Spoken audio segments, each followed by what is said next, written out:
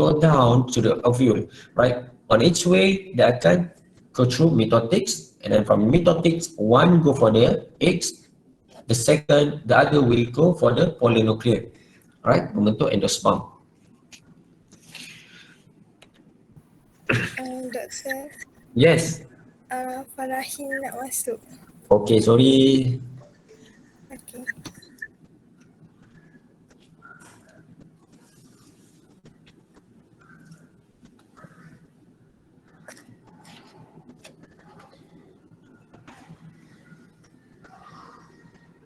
Okay, Farahin, welcome to the lecture. Kita dah lecture, dah slide 6. Tapi slide-slide sebelum tu senang je lah.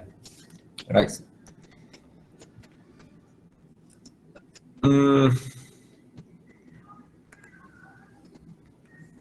And then ovule developments, alright. Second step after fertilization, containing zygotes and 3N central cells. 3N central cells ni tadi adalah triploids, endosperms, and then zygote, right? Yang one generative cells that fertilize the eggs. The nucleus is enveloped. Okay. So egg here, and then sperms. All right. This one pollen tubes and zygotes. All right. The second sperm will go to triploid endosperm to antipolar to polynuclear to form endosperms, right? So the endosperm will slowly develop as well and becomes what we call the cotyledon, right? Cotyledon will be the food source for the seeds lah bila dia dah, when it comes to germination process, right? So simple, right? So general parameters to determine seed maturation. Okay, macam mana kita nak determine seed tu dah mature or not? Right? So macam analogi paling simple tadi adalah padi tadi lah. Alright? Padi tadi. So kita tahu padi tu bila dah mature, memang dia dak pokok tu kebanyakannya nampak kuning lah. Tu tanda-tanda dia end of the life cycle lah. Alright, tu salah satunya. Tapi itu just macam kualitatif lah, kualitatif. So quantitative adalah kita look for the moisture contents, seed moisture contents. Okay, ovule moisture contents during fertilization is 80%. Right, moisture contents means that bila contoh pokok betik ada bunga betina, bila you cut into half, looking at the anatomy and you price, you nampak air keluar. So that is 80% of moisture contents. Alright, means that relative water in the cell at that time is 80%. Okay. Decrease as the maturation progress, but remains relatively high as water is transported from parents to development seeds.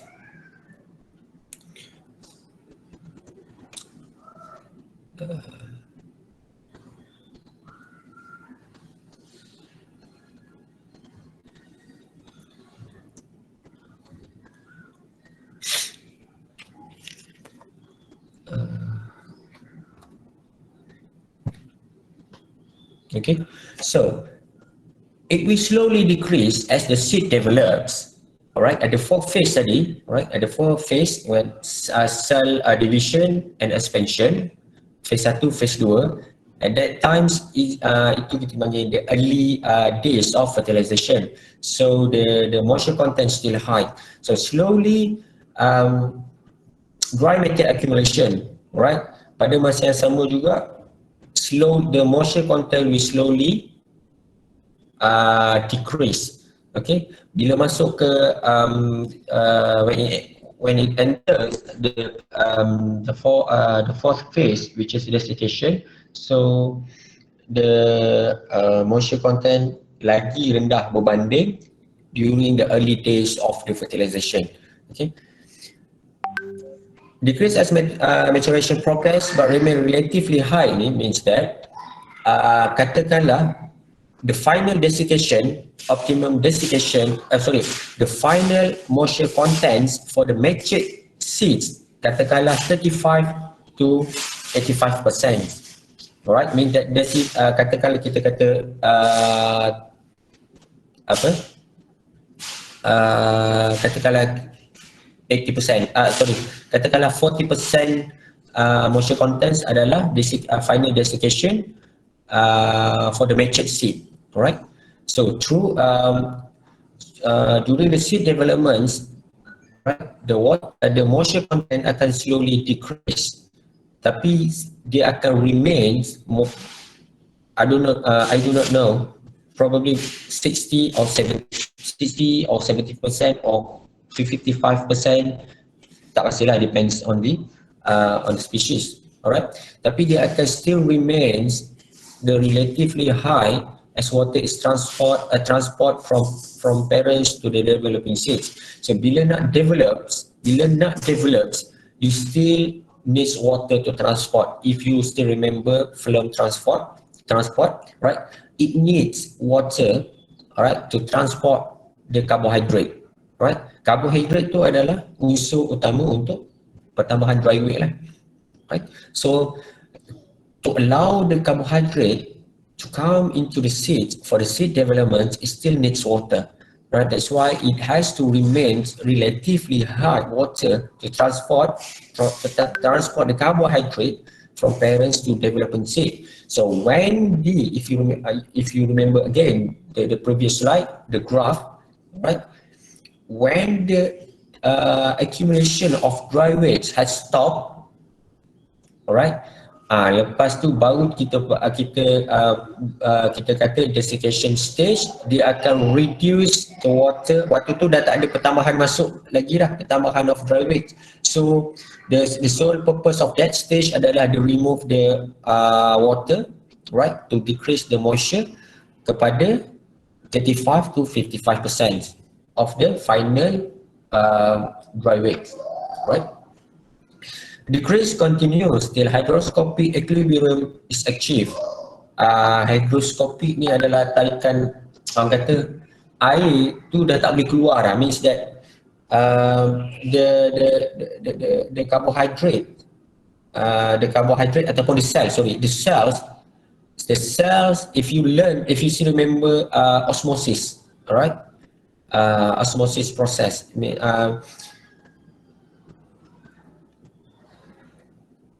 orang kata water retention in the cells, right, lagi kuat berbanding the water potential to go out from the cells. Faham tak? Means that dia macam ni, analogy dia, not analogy, means that the other situation that I can explain adalah waktu stress, right, pokok dia akan try to during water stress, right, maknanya limited water condition, plant has to survive. So plant has to survive, they has to reduce, they must find a way to reduce the water loss, right? Apa yang water tinggal dalam plants tu in the body, they akan try to retain. So what they do adalah they will produce glucose, dia akan produce sugar, right? Dia akan pegang air tu untuk retain dalam cell, right? So the water will not go out, alright? So maknanya tarikan untuk air tu keluar daripada sel tu tak cukup kuat berbanding dia punya tarikan sugar yang pegang air dalam sel, right? So means katakanlah dalam bilik, right, dalam bilik ada for example ada 5 student, right, seorang student nak keluar from the rooms, right, tapi your friends, the other four friends tu dia pegang member yang seorang tu sampai member tu tak boleh keluar daripada bilik. That's the analogy. Okay, so sampai ke tahap tu baru dikira desiccation process tu adalah tamat lah. Means that seed tu dah cukup matured untuk kita harvest. Right? Kalau kalau dalam analogi in the room tadi ada 5 orang, seorang nak keluar and then kawan pun tak pegang pun macam main-main je sampai member yang seorang tu boleh keluar, means that the desiccation process has not completed yet. Right?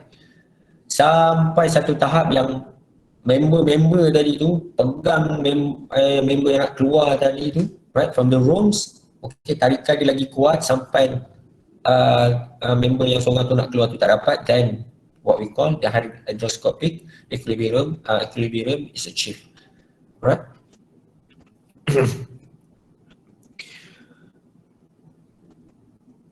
Fleshy fruits is less than dry fruits. Fleshy fruit ni macam pokok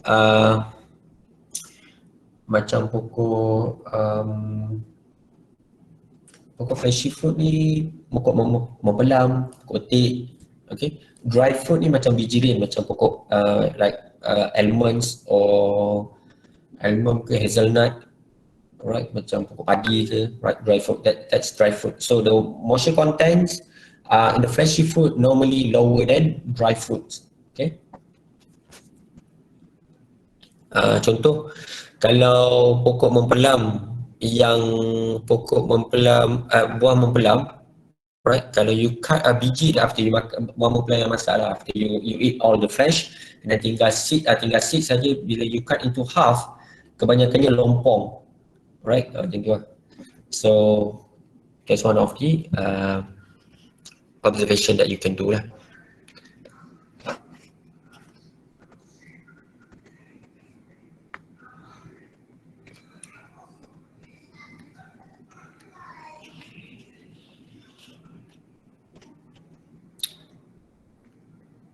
And seed size, plant species with large seed got greater proteins and lipid reserve, facilitate growth when at low light. Okay. However, numbers are much less per flower ataupun fruit. Okay, seed size ni ada plant species with large seed got greater proteins and lipid reserve. Okay, so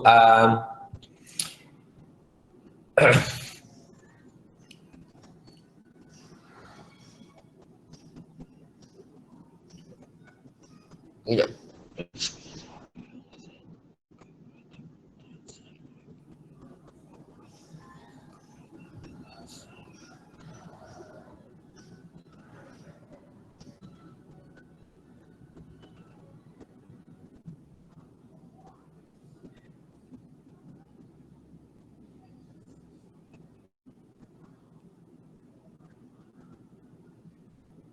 Okay, plant species with large seeds means that parents, okay, yang menghasilkan seed yang large means, right, got greater proteins and lipid reserve means that pokok yang sebegini, alright, dia memang banyak reserve, right, even though during the low light means that the photosynthesis activity will be slow, right, because we learned that one of the main input for the photosynthesis is the light. So if the light is low, the photosynthesis activity will be low, right?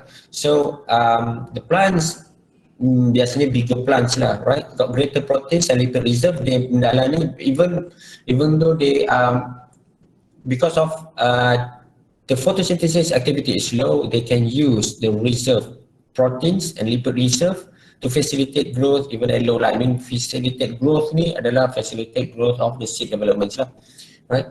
However, number are much less per flower ataupun fruit. So, tapi number dia akan berkurang lah, right? It always source and sink relationship, right? So, kalau you nak good quality, you nak good quality ataupun you want to produce some things with low input, you have to compromise lah, right, in terms of the numbers ataupun some other parameters that you have to sacrifice lah. Okay, Seed dry weight, after sexual fusion, the developing seeds begin to increase in weight. Okay, ni kita panggil tadi lah, go back to the four phases during the seed developments. Okay, seed, cell division, expansion, dry weight accumulation, and desiccation. Right, so seed begins to increase in weight. Okay, why? Nutrient accumulation and water uptake. All right, because incoming of carbohydrate for seed developments. All right, initially slow fill in due to cell division and elongation. All right, tapi slowly dry mass accumulation increases, right, till the seeds reach the maximum dry weight. Okay, maximum dry weight ni naturally controlled by the plant itself lah. Dengan kata lain, downstream process, which is the genetic control ataupun kita panggil dia punya gene expression who produce proteins that control this the maximum dry weight lah. Dia memang dah kita panggil genetics punya regulation lah. Okay, nature dia memang macam tu, controlled by that genetics, controlled by the genetics of that species. And then germination, in this case it refers to primary root formation, not the normal seedlings. Okay, germination here adalah term germination yang boleh dicapai for that seeds. Okay, during the seed developments, it's not the germination for normal seedling, means that you germinate your seed. Okay, it's not that normal seedling, but in terms of the primary root formation. Okay, why histo differentiation has not been completed, dry weight accumulation is still in progress. Okay, percentage of germinable increases during maturation because of what? Because of during the seed developments, okay, the primary root formation also develops. Okay, the primary root formation also develops, right, when the seed has already fully matured, and then when you do the normal germinations, dia akan boleh germinate dengan baik lah. Means that the primary root formation is actually dah wujud suatu seed developments. Okay, bukan baru nak keluar when you germinate, do the actual germination lah. Right? Not applicable with species which has got dormancy. Kalau species yang ada dormancy, cerita dia lain lah. Right? Dormancy ni ada macam hibernates. Right? You have to break down the dormancy, baru mungkin the process of the root formation tu baru berlaku, right? Sebab tu kita panggil you have to what we call that like stratification, something like that. You give a low temperature to break the dormancies and then transfer back to the normal light, and then it will go like normal lah.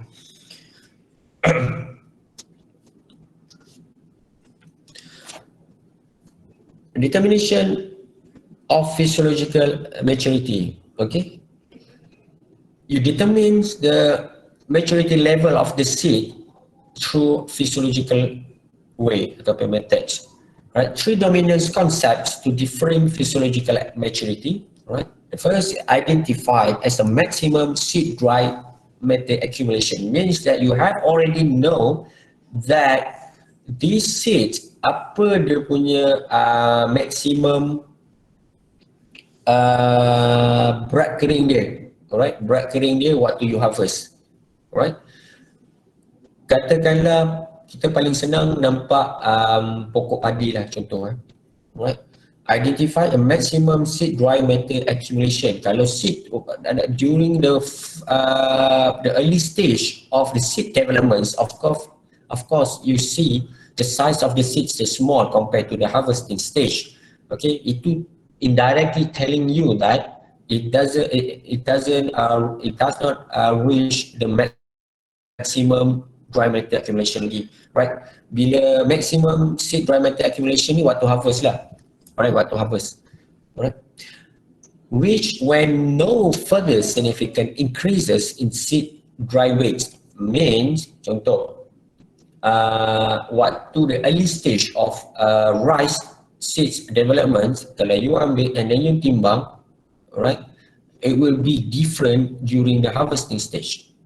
Memang different, right? Because of what? Because of ada pertambahan accumulation of dry weight. But if you take a seed during the almost close to the harvesting stage, mungkin you rasa okay, minggu depan kita harvest the padi, right? A week before, alright, you ambil satu or dua seeds and then you timbang, alright, and then after 2 weeks during the actual ataupun real harvesting day, you timbang, kalau tak ada significant difference, pertambahan seed weight means that the memang seed tu memang dah matured. Means that okay, you rasa okay, according to the our calculation ataupun previous experience, kita kena harvest pokok padi ni within after 4 months, alright. So like macam lagi 3 minggu you nak harvest, you can check, okay. Okay, kita harvest, kita ambil few samples of the seeds and then you timbang, right? Kalau you timbang and then the next week you timbang ada lagi pertambahan berat. Bila kata pertambahan berat means that ada the accumulation of carbohydrates into the seeds, right? The imports of the carbohydrate into the seed is still happening. So means that the seeds haven't matured yet lah, right? Tapi kalau you timbang tak ada pertambahan size means that the accumulation of dry matter has stopped. So means that pokok biji benih tu memang dah matured. That is physiological maturity. Right? And then we go for the environmental factors affecting seed developments. Okay, number one, soil fertility. Of course, soil fertility is very important. You learn in the soil science, the structure, the soil physical properties, right? The soil chemistry, right? The soil chemistry can be divided into the availability of the nutrient, right? The beneficial microbes, the interaction in the soil that lead to the improvement of soil fertility, right? The soil physical properties also also influence the soil fertility, right? It's not directly contributes to the better seed development, right? This good soil fertility will affect the parents, right? The plants, the parents, all right? If you take care of the well-being of the parents, of course you will get of course indirectly you are taking care of the progeny ataupun the seeds, right? Fertilized land increase seed size. Why? Higher seed filling periods as a result of increased nutrient availability. If the plants is okay, if the soil is okay, the aerations, the pH, the availability of the nutrients, of course the parents will be happy, right? The plants in the parent plants will be happy, right? So they can use the input, right? The water, the minerals, right? They can do photosynthesis very efficient. They can carry out the process of the photosynthesis process in a very good way, right? Produce a very good quality of carbohydrate, right? At the end of the day, dia akan go back to the seed lah. Macam seorang ibu mengandung lah.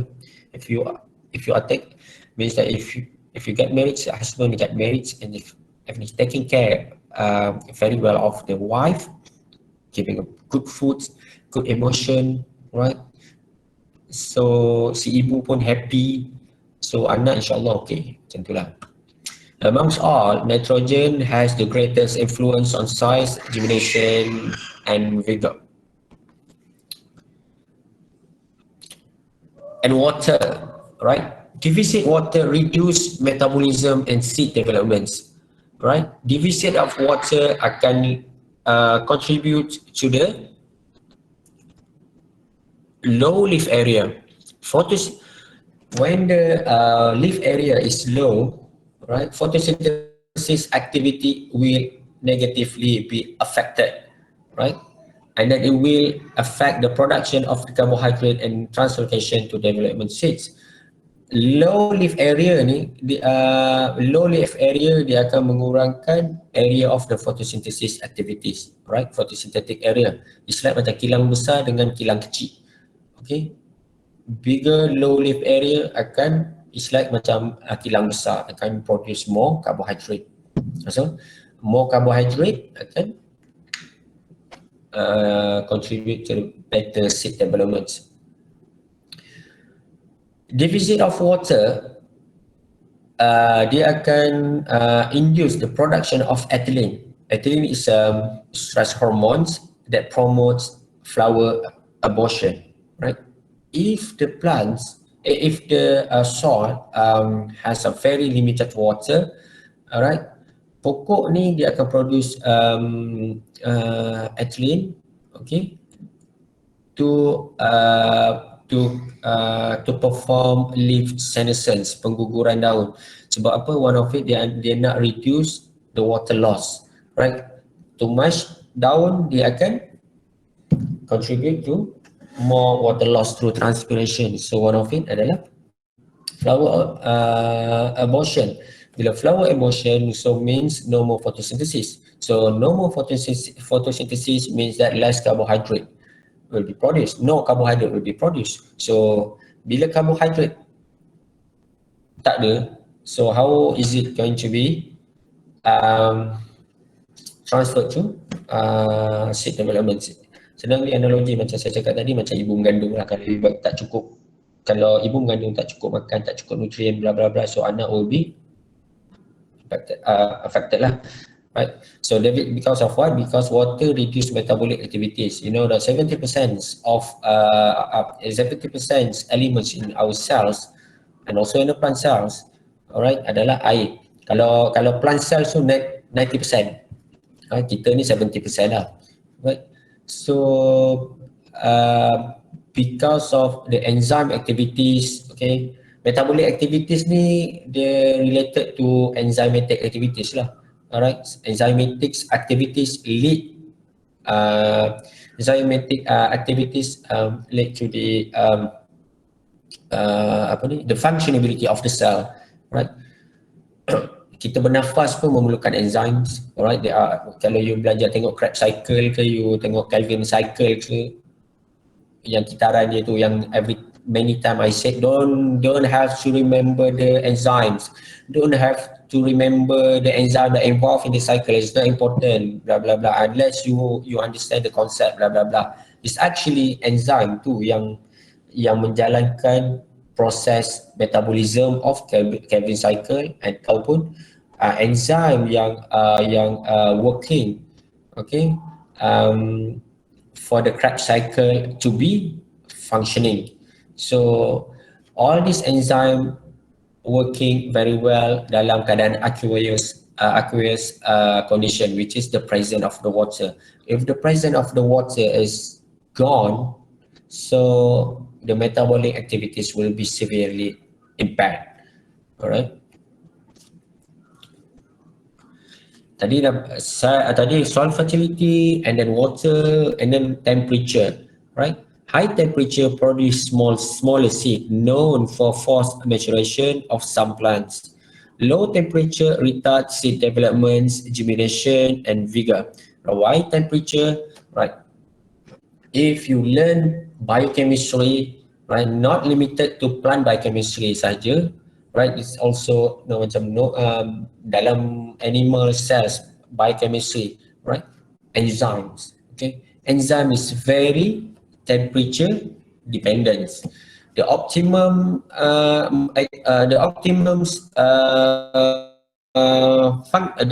enzyme ada minimum temperature to be functioning, optimal temperature to be functioning, and maximal temperature to be functioning. All right. Lower than minimal temperature, the enzyme will not be active. The optimal temperature is the best temperature for enzyme to do a maximum activities, and then maximum temperature is not always the optimum, the best temperature, but that is the threshold of the enzymes to be functioning. More than that, that enzyme will be denatured normally lah. Alright. So high temperature produce smaller seeds. Kalau too high temperature, the enzymes will not be functioning very well. So bila not functioning very well, so the metabolic activities will be impaired, right? So the developments of the seeds will be impaired as well, right?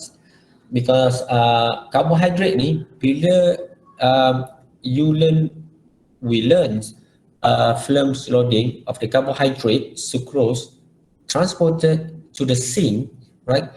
Bukan sucrose tu tiba-tiba jadi dinding sel, no. Dia akan melalui a process of conversion from A to B to C to D. The conversion from A to B to C to D akan involve enzymes, alright? In the end of the day, the sucrose tadi dia akan membentuk dinding sel, alright? Dinding sel tu adalah a composed of glucose polysaccharide change, right? Asal-asal dia glucose, alright? And the sucrose lah, right? So kalau the temperature is too high, right, enzymes that are responsible for the conversion from the sucrose to cell wall, alright, cell wall yang membantu dalam pertambahan sel will be impaired, will be affected. So bila tu berlaku, dia pokok tu akan seed development akan impact. Right, that's the physiology lah. Maknanya if you know why and why, this sebenarnya membantu you untuk memahami without remembering too much lah of the facts. This is very simple. Kalau saya tanya pun kan, kenapa temperature boleh produce smaller seed? Mungkin saya tak tanya what is the effect of the temperature on the seed developments. You akan jawab, okay, produce smaller seed. It's very simple. Saya tak tanya soalan tu, it's very simple. Semua orang tahu. Kalau saya tanya budak sekolah menengah pun, saya cakap, okay, apa effect high temperature? Terlalu panas apa? What's happened to the seed? Pertumbuhan pokok macam mana kalau terlalu panas? Oh, pokok akan slow. Dia tak bertambah. That's sekolah menengah. Secondary school, maybe it's just like macam what we call it's just the back of the hands, means that benda lah too simple. What I'm going to ask is, for example, how the temperature will lead to the smaller seeds. That is the degree punya level punya question, right? That's that degree level, right? How the temperature, and then you akan start, okay, benda lah tu simple je. Bila temperature tinggi, dia akan affect metabolic activities. What's the metabolic activities ni apa benda, right? Why is the metabolic activities? It's just the enzyme activities functioning in the system lah, right? Then we know that the enzyme is, like I say, enzyme is very dependent on the temperature, right? If temperature is not favorable to the enzyme will not be functioning very well, all right? Bila enzyme not functioning very well, so the growth will be stunted. Simple, right? Low temperature retards seed development, germination, and vigor. Again, low temperature. Like I said, enzymes, dia ada minimums, optimals, dengan maximums. It's lower than the minimums, the enzyme will not be functioning as well, not be active, right?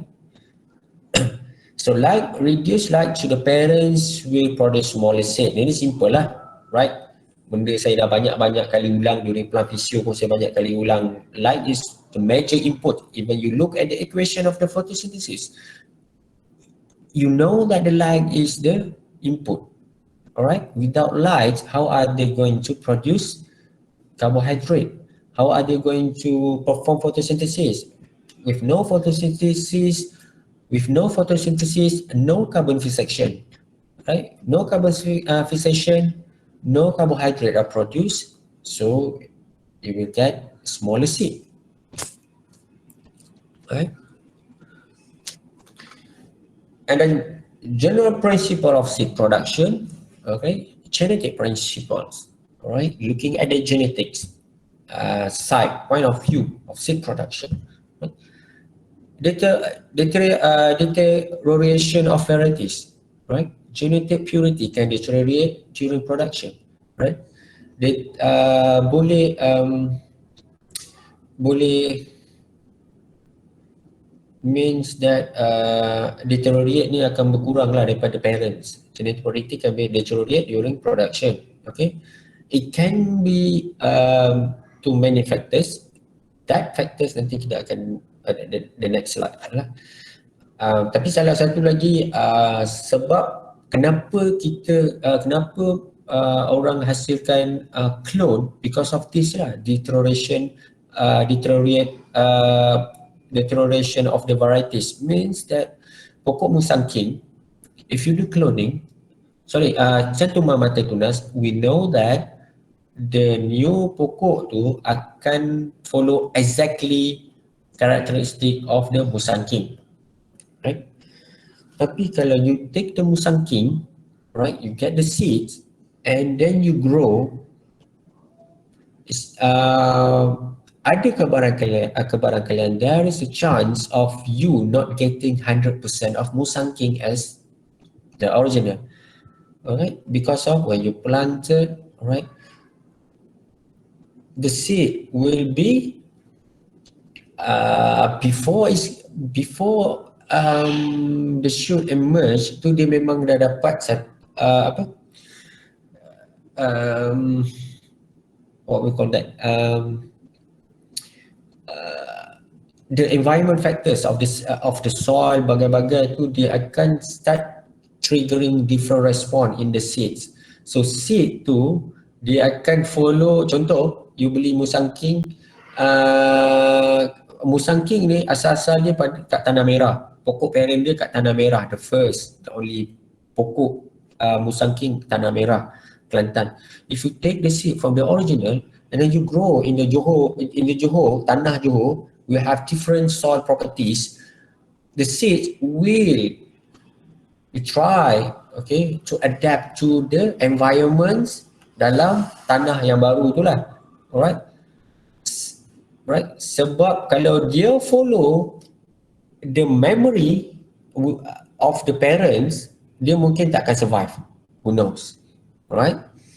Sebab the memory of the parents tu panggil genetic heredity, dia transfer kepada seeds. Tapi kalau seeds tu you tanam kat tempat lain, right, there is a chance that you're not getting the good as the 100% heredity of the 100% heredity from the parents, tapi the response of the plants means from the seeds, okay, mungkin sesuatu genes sepatutnya di-express, alright, kalau lah daripada pokok genes, sesuatu genes, katakanlah genes A sepatutnya di-express untuk membuatkan dia sama respon dengan parents, tapi because of you dah transfer kepada satu tempat yang lain, dia kata okay, genes ni tak perlu di-express. So bila genes ni tak perlu di-express, protein tak akan di-express, so dia mungkin akan different rasa, different colour, who knows, right? That's why people guna clone cantuman mata tunas. So cantuman mata tunas tu kita dah tahu kan, kita belajar kita ada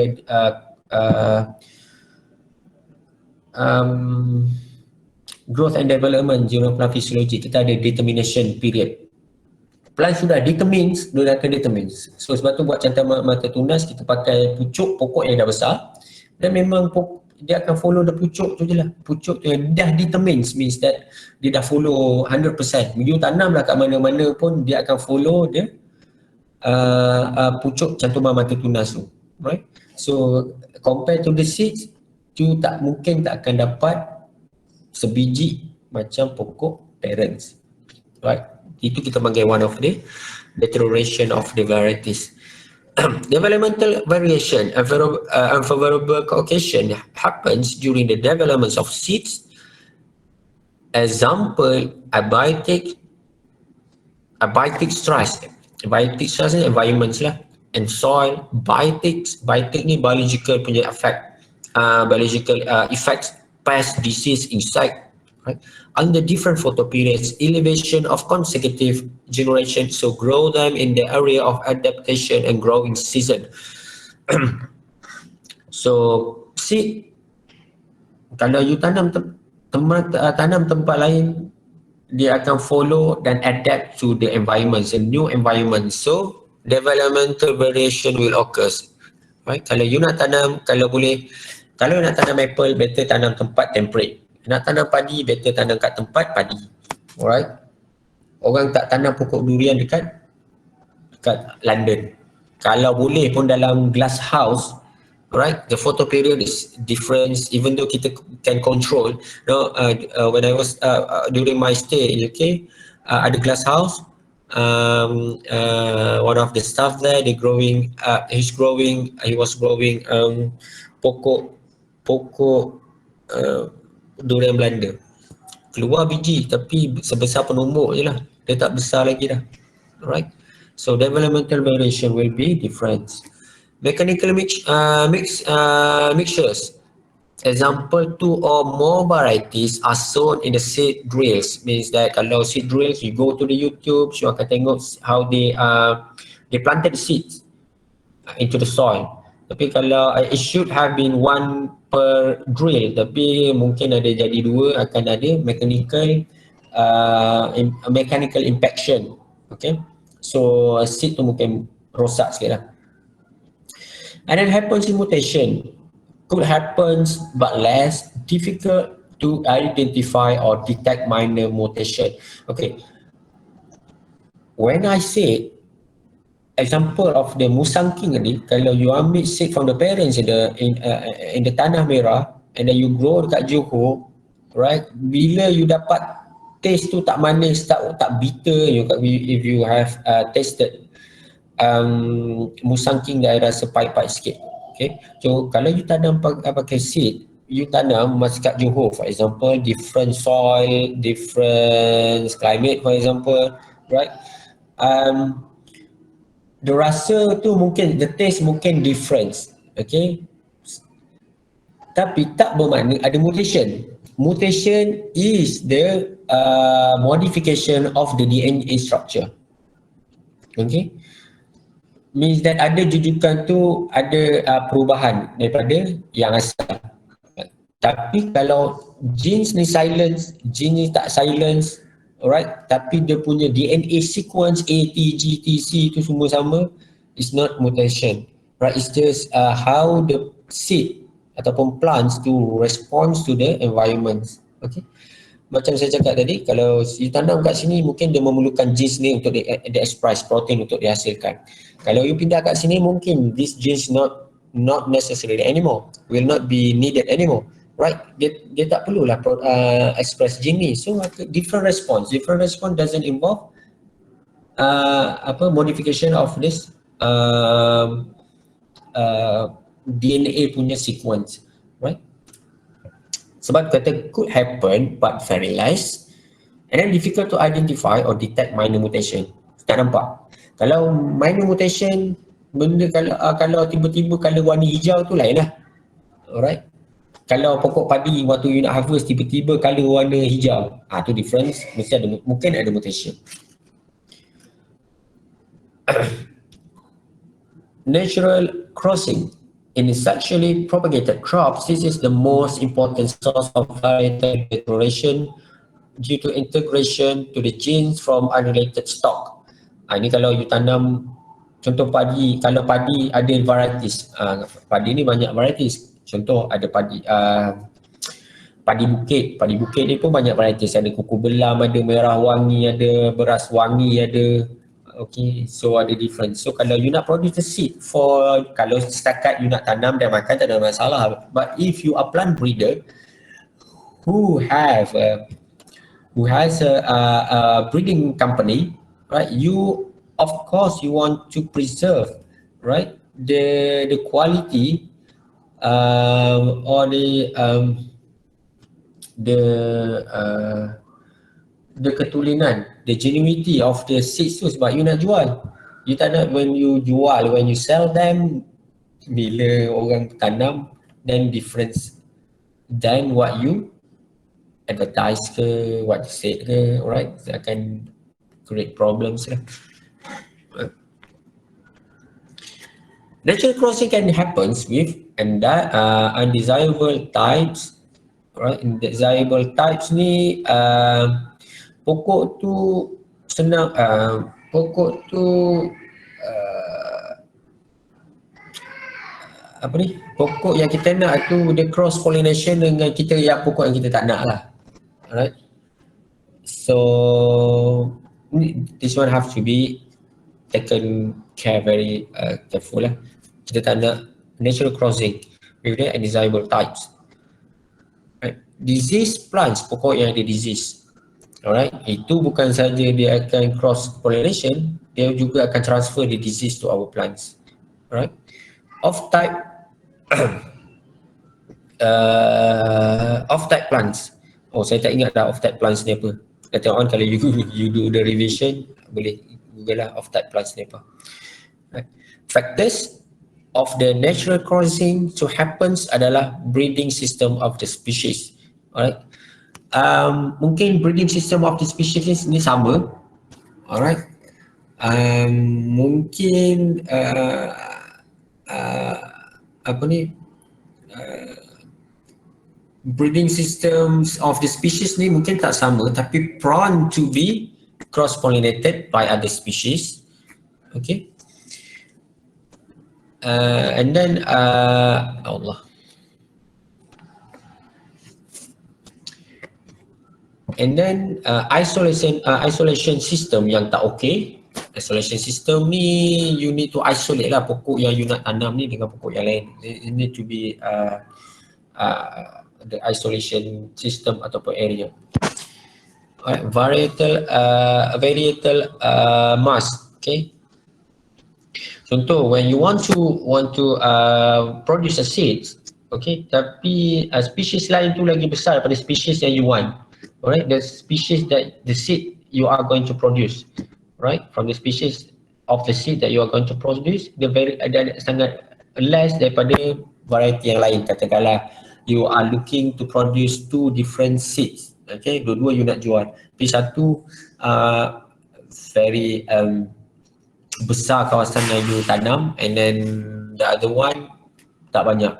Alright, so dia akan lead to cross pollination from the mass punya varieties ataupun species kepada pokok yang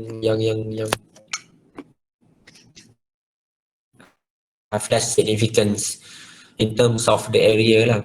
Alright. Pollination agent ni pun satu ke tak boleh buat benda lah.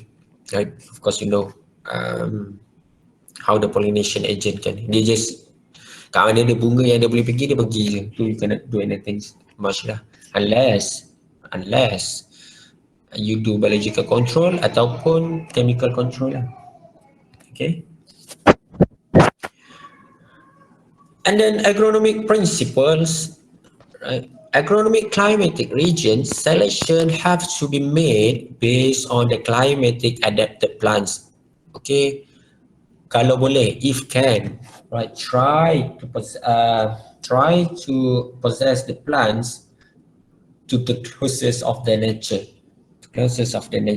That is the best approach. Okay.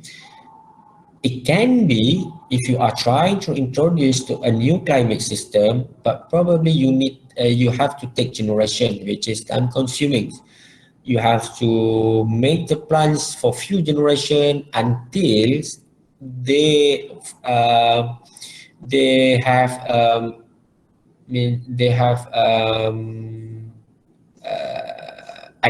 adapted to the environments lah, the new environments. Means that mungkin the genetics heredity will be different from generation to generation, and the later generation will more fit to the new environments. Okay, dia akan taking times. But the best way adalah selection have to be made based on the current climatic adapted plants. And the seed plot, selection of the plots free from contamination from other plants with good soil and fertility. Land preparation, improved germination, good establishment and destruction of the potential weeds, aid in water and fertilizer management. Ni land preparation ni kalau you do pembacakan yang okay, taking care, you put organic matters, a good fertilizer management, we of course you akan produce a good and very health parents plants. So better parents will produce better seeds. Isolation of seed crops. The seed crop must be segregated from other nearby field regardless of varieties of crops. So must be segregation. Have to adapt. Have to adapt segregation. Alright. Regardless of varieties of crops, kita kena ada segregation lah. Ada buffer zone, right? Bukan tanam sebelah menyebelah. Dia kena ada buffer zone. That's why that is called segregation. Pengasingan. Seed treatments to prevent disease, break dormancy, bacterial inoculation, foliagiums. Right? Seed treatments need to prevent disease. Seed treatments need not the seed after produce, tapi seed for the parents to grow the parents. Seed for the parents to must be good, right? Must be good, must be health, must be vigor, right? Free from disease. So if you grow them, the plants will grow very healthy and produce good seeds. And also, the seeds that are free from pathogens, right? When they grow into plants, okay, plant tu dia takkan transfer into a new progeny, new seed. Okay, ada je pokok macam kadang-kadang kalau kita tanam pokok tu kena penyakit, tapi sebenarnya penyakit tu datang daripada seeds. Daripada seeds means that seed you tanam keluar dia punya parents and parents produce the seed. Actually the seeds during means the seeds yang you grow for to grow up parents tu dah memang dah contain pathogen, and this pathogen will be transferred into to the seed. It's like macam AIDS lah. AIDS kan can be transferred through sexual intercourse, right? From the mother, from the mother ataupun a man's, right? They transferred the sperm that have the virus, right? And they do the sexual intercourse, they akan produce baby yang mungkin ada chance of having that virus, right? So same goes to the plants, right? You grow, dia tak jauh sangat pun dengan neurologi sebagai manusia ni. Kalau you pening sangat macam to understand how the plants ni, you just reflect back the human being lah, right?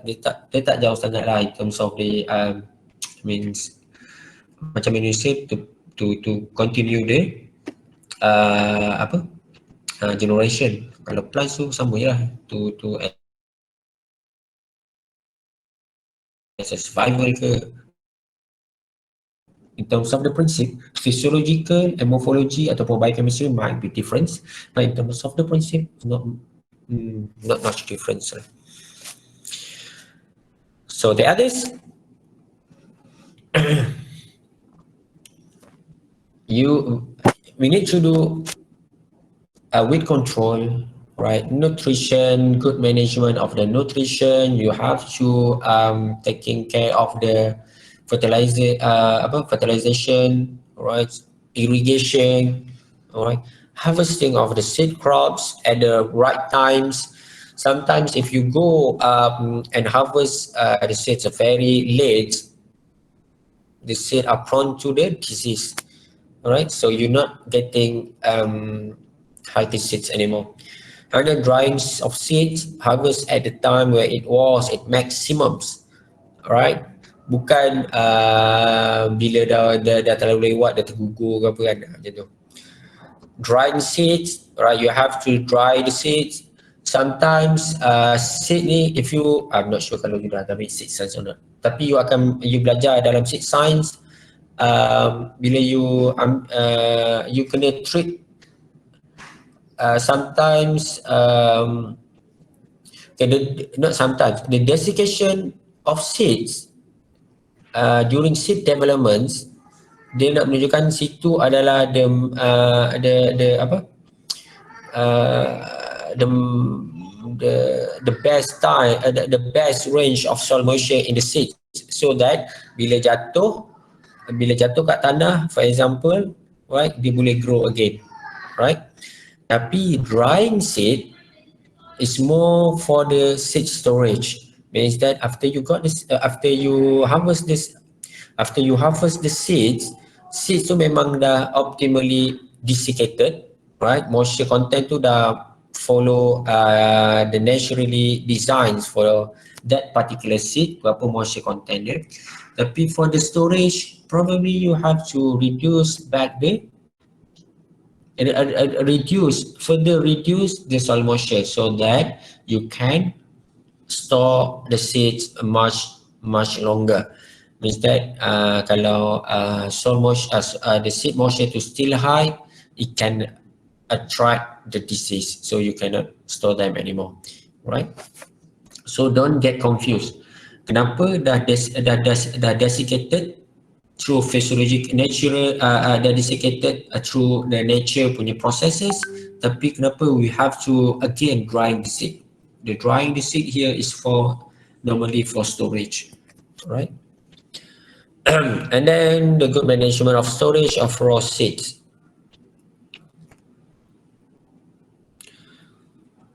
Okay, ada banyak lagi. Okay, few slide ni. So how to maintain genetic purity? Use the approved seed during seed multiplication, inspection and approval of fields prior to planting. So this is very important, right? You want no interference of species on the soil that you are going to grow your plants, right? Inspection of that, right? Looking for the weeds, okay, looking for the, like I said tadi, uninvited seed species, right? And the check the irrigation and blah blah. Field inspection and approval of growing crops at critical stage for the verification of genetic purity. Okay, field inspection and approval of growing crop. Okay, different stage. For example, jagung, right? You have to go for the field inspection and approval of growing crop at critical stage. Means that you know that katakanlah tanam jagung, okay, you tanam jagung warna purple, right? During the development of the jagung tu, kalau tiba-tiba dia tak jadi purple, you know that it's not pure anymore, right? So at the critical stage, or the critical stage ni different species, different signs lah, right? Signs, different tanda, so need to follow accordingly lah. Sampling and sealing of clean lots, growings of samples of potentially approved stock from comparison with authentic stock. Alright, you have to grow the sample of potential approved stock. Okay, pokok you kena ada yang authentic stock to be compared with your potentially approved stock. Maknanya you produce the seeds, but you do not know whether there have been cross pollination ke for plants, atau for plants yang very difficult to differentiate the genetic purity by looking at it. From the naked eyes tu you tak boleh detect. Okay, so it's very important to have them to be compared with the authentic stock, the pokok yang ada authentic, yang betul-betul pure. Alright. This is one of the way how to maintain the genetic purity. Dia ada case lain lah, ada yang lain lah. Genetic purity ni, you do the PCR, okay, you do the proteins identification, right? Itu more complicated punya ni lah, right? That can be done further for more details, right? Okay, seeds versus grain. Okay, seeds versus grain. Grain is one of the grain is also seeds. Okay, tapi grain ni more general lah, more general punya assumption. How we look at the grains, what's our perspective, depends on our perspective looking at the grain. So grain macam okay, kita nampak grain je, tapi seed is also grain, but we treat the grain to be seed to very different, much more careful, right? It should be a viable and vigorous ones. The grain need not be a viable ones. Okay, it should be physically and genetically pure. Grain not so. Right? Kita tanam tu, kita nak tanam, kita nak jual. We don't care of the purity of the grains. The seed, yes, because you want to sell them. Right? You want to have the seeds when they grow similar to what you claim or what you advertise. To satisfy minimum seed certification, right, respiration rate, and other physiological blah blah blah blah. Should be kept at a low level during storage. No such specification for grains. Okay, should be compulsory satisfied. Okay, if you learn seed science ni, you akan learn more details. The importance of the seed certification. Seed certification ni very important, right? Is saying that your seeds, right, your produce is pure as what you claim. If you claim A, the certification akan mengesahkan, certify your claim is true, right? Seed and grain production. Seed production plan programs start with demand forecasting and with marketing. Grain production with planning not required. Okay, so the difference kalau you nak tanam for the seed, okay, padi tu contoh you nak tanam for the seed collection, okay, you tanam for the seed collection, and then padi yang you nak tanam just for you harvest and then jual ke orang dan makan, very different. Okay, itu memang ada different approach. Okay, right, thank you.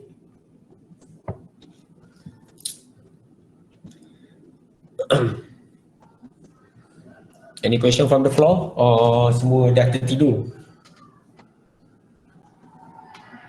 Ada lagi